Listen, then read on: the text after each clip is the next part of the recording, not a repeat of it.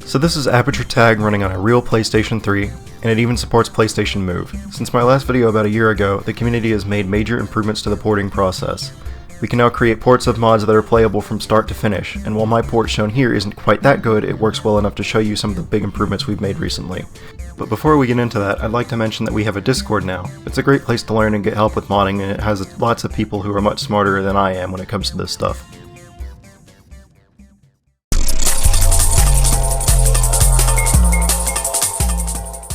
In my first video, I was modding the North American release of the game, product code BLUS bunch of numbers.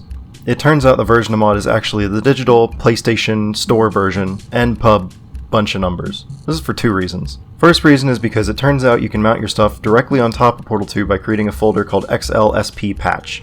Anything in this folder will be used first before any other assets in the game, so we don't have to touch files made by Valve at all now. XLSP patch does work on disk versions, but not correctly, so for simplicity it is best to use the PSN release. The second reason is that when fully updated, the PSN version of the game spits out debug information to RPCS3's TTY log. This is incredibly useful because now we know exactly why the game has crashed. Usually. Oh yeah, I should probably explain what some of the common errors are. The most common reason a port will crash is because it ran out of RSX memory. In this case, it's actually fairly easy to free up a few megabytes. Decompile the map, then open it in Hammer, preferably Hammer++ to prevent the editor from crashing. First, select everything by going to the menu bar, Map, Map Properties. Now close this menu and click this option here.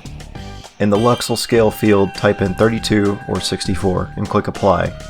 Now just compile the map and then the map should port easily. If the level uses gels, the texture just sort of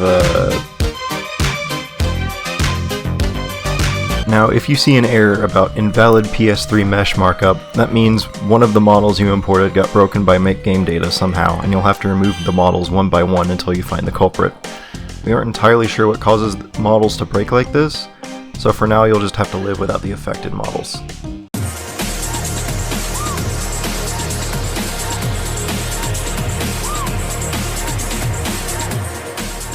Most menus in the game are controlled by these .res files under resource/UI/basemod/UI.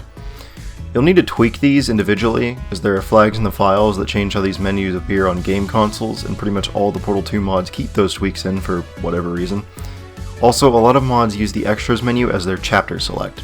There's another reason to use the digital version of the game, as this menu doesn't work quite right on other versions. The extras menu is controlled by a text file in the scripts folder.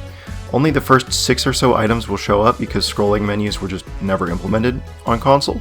When you see an exclamation point in a menu file tag, treat that as a not symbol. So exclamation point game console means do not show this on a game console. Other than that, menus seem to just work for the most part, so that's nice.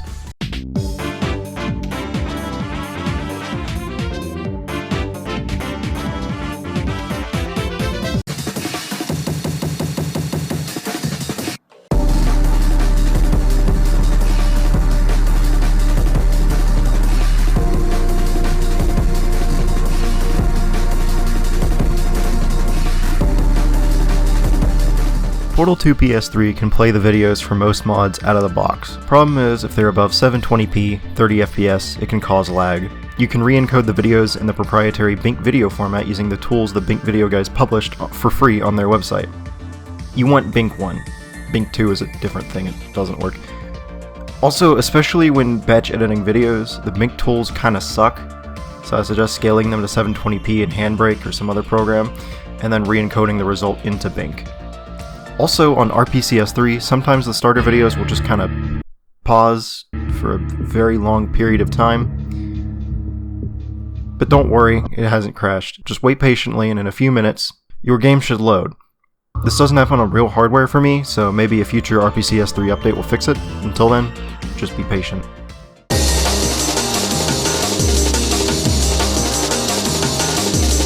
If you've imported a texture, but it still doesn't appear in-game, that usually means make game data has a problem with the VTF. I believe this is because the texture doesn't include any bitmaps. The best way I've found to fix a texture is to use VTF edit to export it to TGA, then re-import that TGA and overwrite the original VTF.